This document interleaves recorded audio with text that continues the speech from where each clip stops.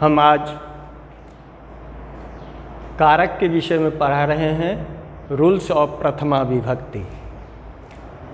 सबसे पहले हम कारक के विषय में कुछ बातें कर लेते हैं कि कारक क्या है। कहा गया है कारक की परिभाषा में कि क्रिया के साथ जिसका सीधा संबंध होता है उसी को कारक कहा गया है। क्रिया के साथ जिसका सीधा संबंध हो उसे ही कारक माना गया है।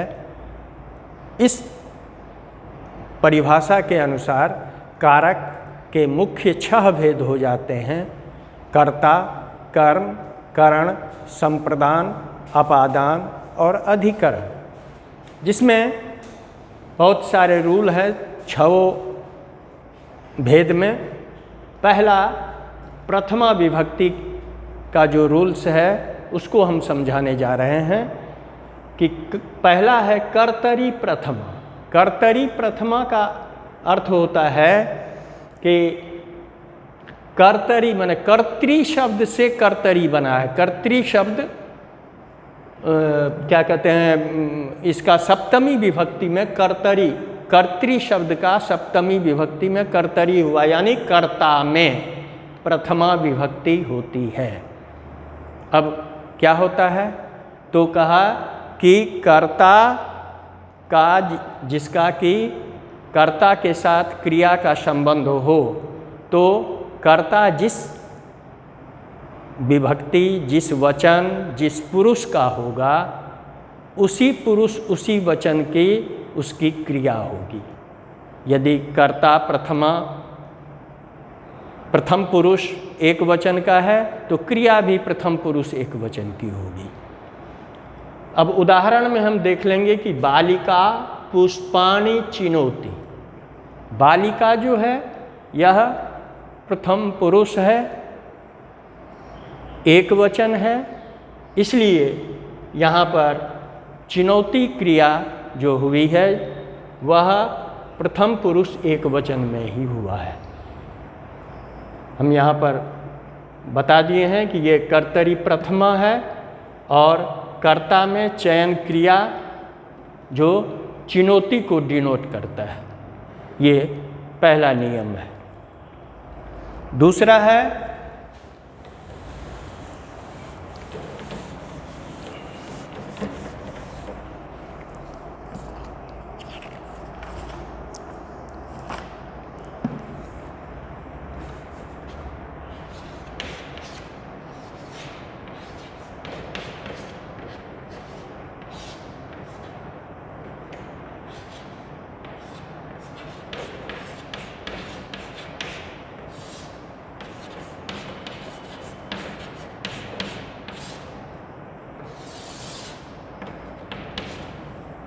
उक्ते कर्मणि प्रथमा। उक्त मीन्स होता है प्रधान, मुख्य। तो जो प्रधान हो, कर्मणि, कर्म में प्रथमा विभक्ति होती है।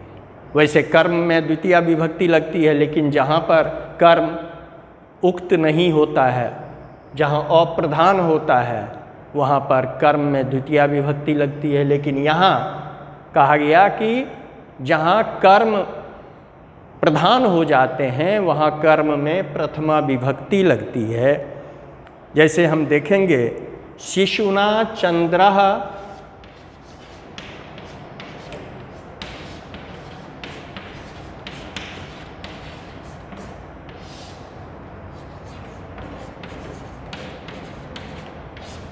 चंद्रः दृश्यते।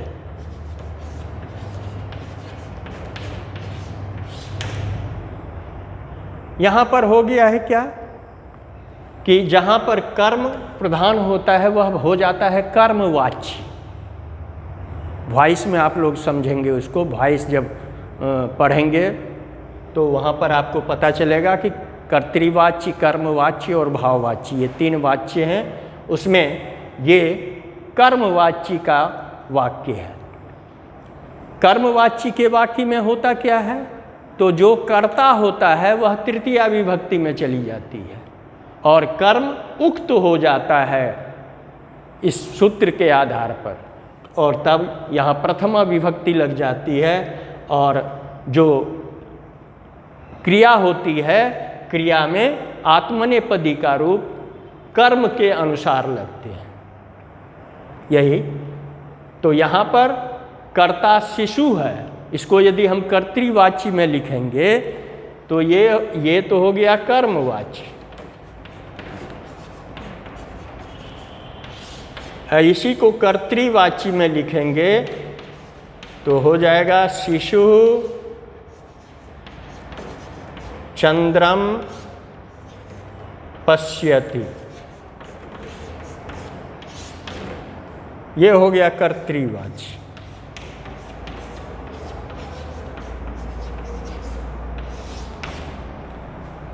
इसी का कर्मवाची में जब परिवर्तन होता है तो यह शिशु से तृतीया विभक्ति में आ जाता है। ये तृतीया विभक्ति का है। चंद्र यह प्रथमा में आ जाता है और ये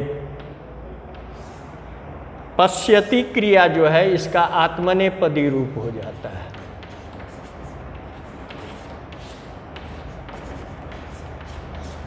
और कर्म के अनुसार क्रिया हो जाती है। तो इस प्रकार से शिशु का शिशुना हो गया। चंद्रम जो द्वितीया विभक्ति में था वह प्रथमा विभक्ति में आ गया, चंद्रः हो गया। और पश्यति क्रिया का आत्मनेपदी रूप हो गया दृश्यते। यही उक्ते कर्मणि प्रथमा का उदाहरण है। अब तीसरा है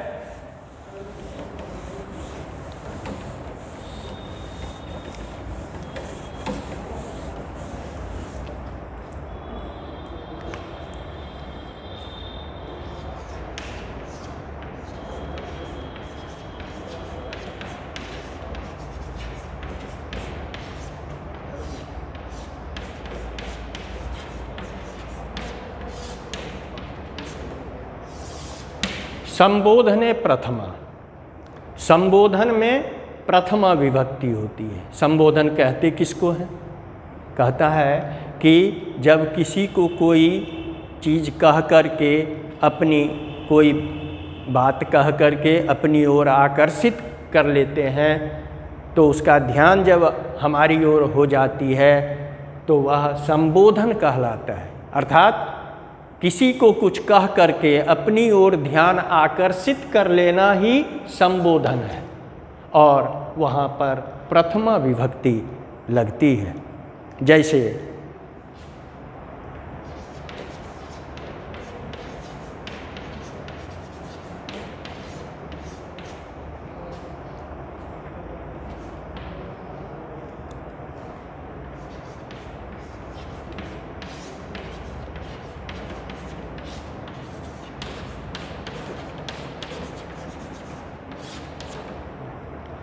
यहाँ बंधो मित्र, मित्र से को संबोधित किया गया है कि बंधो मया सह आगच्छ, मेरे साथ आओ।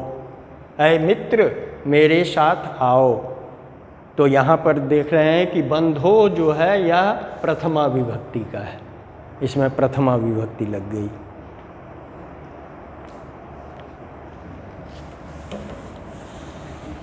इसमें एक और है अव्यय योगे च प्रथमा।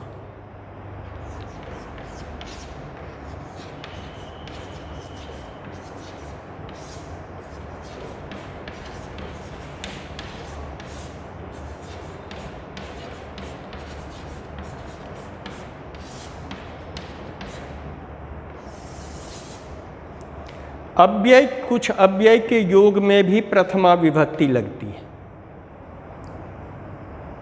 जैसे इति अव्यय है तो हम देखेंगे कि अव्यय हम जानते हैं, अव्यय जितने भी हैं अव्यय आप लोग व्याकरण में देखेंगे या आपको नोट्स भेजा गया है तो उसमें भी होगा।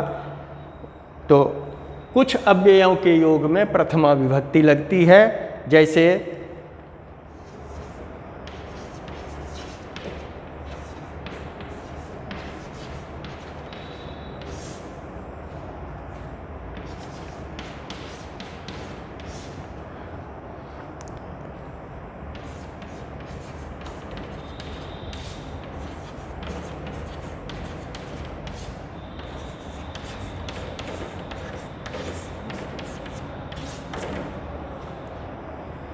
दशरथः इति एकः नृपः आसीत्। इसका माने हुआ कि दशरथ ऐसा, इति मीन्स ऐसा, ऐसा एक राजा था।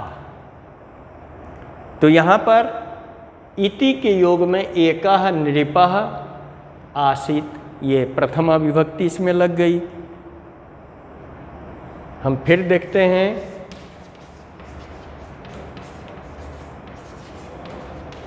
हिमालयः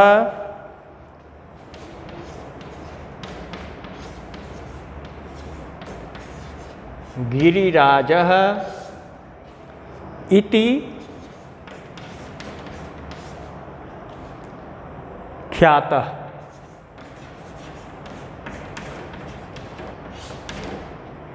हिमालय गिरिराज माने पर्वतों का राजा ऐसा माना जाता है, इस नाम से प्रसिद्ध है, ये कहा गया। तो यहाँ इति के योग में प्रथमा विभक्ति लग गई है। ये हो गया तुम्हारा प्रथमा का रूल। अब द्वितीया विभक्ति का रूल होता है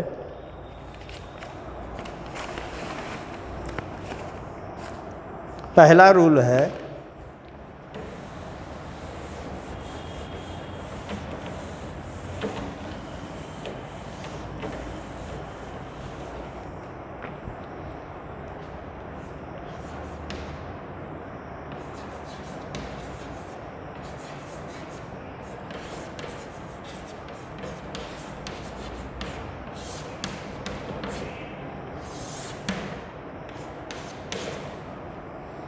पहला है कर्मणि द्वितीया।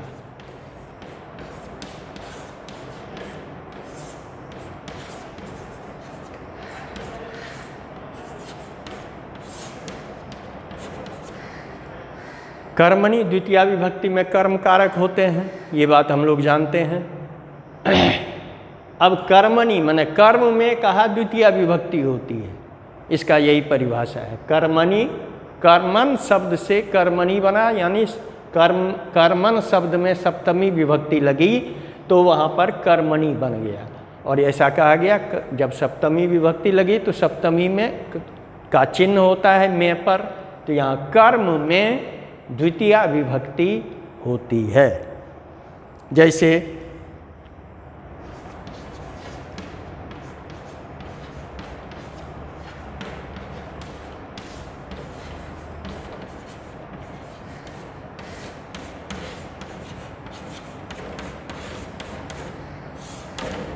मृगः जलम पीबति, हिरण पानी पीता है। तो यहाँ पर ये जलम जो है ये द्वितीया विभक्ति इसमें लगी है, ये कर्म कारक है। क्या पीती है, क्या पीता है, तो जल पीता है, इसलिए जल में द्वितीया विभक्ति का प्रयोग हुआ है। इसके में यही बताया गया है। दूसरा है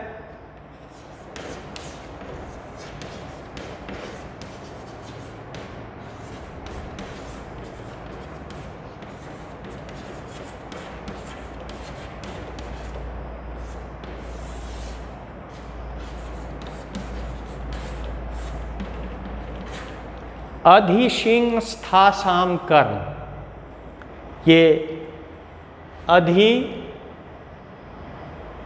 उपसर्ग है,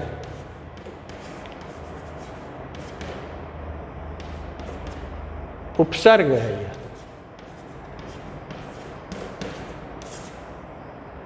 सी, स्था और आस ये रूट हैं। रूट सी, रूट स्था और रूट आस, ये तीन रूट हैं।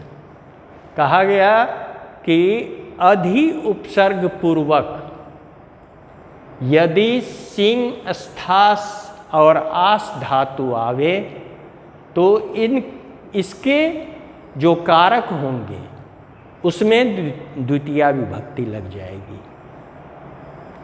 अब हम देखते हैं एग्जाम्पल।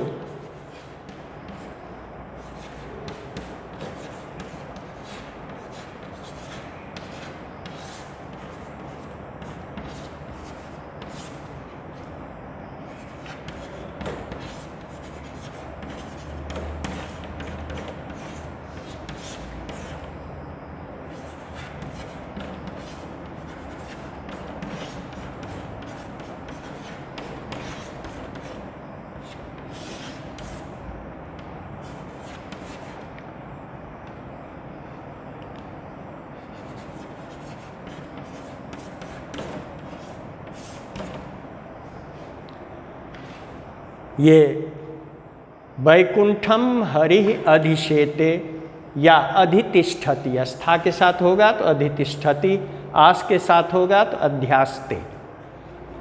इसका माने हुआ कि वैकुंठ में हरि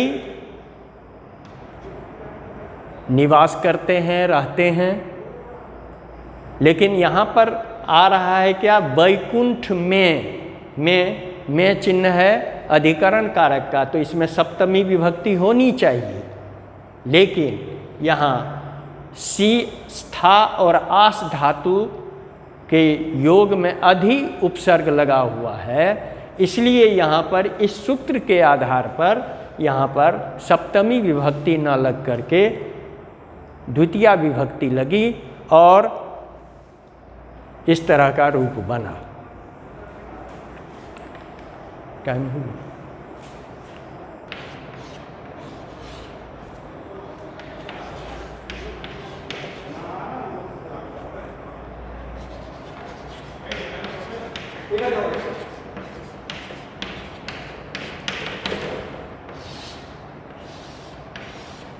हम देखे थे इससे पहले एक उपसर्ग था और 3 धातु थे। यहाँ पर उप, अनु, अधि और आम, ये 4 उपसर्ग हैं और एक ये रूट है वस। यहाँ पर कहा गया कि उप, अनु, अधि या आम उपसर्ग पूर्वक यदि वस धातु रहे तो वहाँ पर भी द्वितीया विभक्ति होती है। जैसे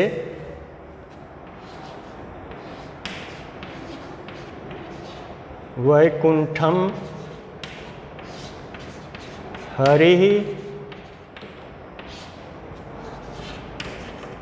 उपवसति अनुवसति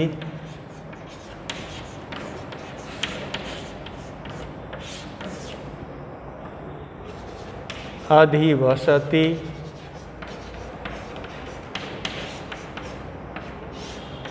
या आवसति।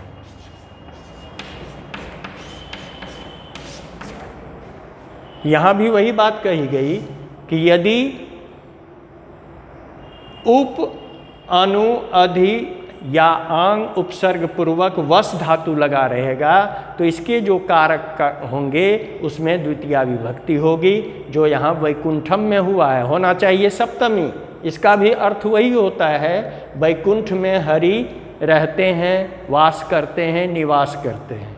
लेकिन यहाँ पर उप उपसर्ग के साथ वस धातु लगा हुआ है इन सभी उपसर्गों के साथ, इसलिए वैकुंठ में सप्तमी न होकर के द्वितीया विभक्ति हुई है।